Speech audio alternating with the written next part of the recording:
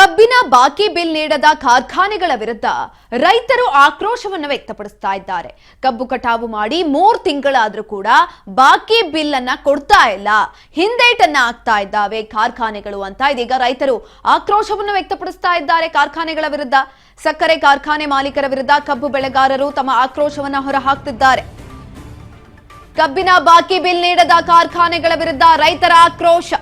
ಕಬ್ಬು ಕಟಾವು ಮಾಡಿ 3 ತಿಂಗಳಾಗಿದೆ, ಬಾಕಿ ಬಿಲ್ ಮಾತ್ರ ಕೊಡ್ತಾ ಇಲ್ಲ. ಸಕ್ಕರೆ ಕಾರ್ಖಾನೆ ಮಾಲೀಕರ ವಿರುದ್ಧ ಕಬ್ಬು ಬೆಳೆಗಾರರು ಆಕ್ರೋಶವನ್ನ ಹೊರಹಾಕ್ತಿದ್ದಾರೆ. ಬೆಳಗಾವಿಯ ಸಕ್ಕರೆ ಕಾರ್ಖಾನೆ ಮಾಲೀಕರು ವಿರುದ್ಧ ಆಕ್ರೋಶವನ್ನ ಹೊರಹಾಕ್ತಿರುವಂತದ್ದು.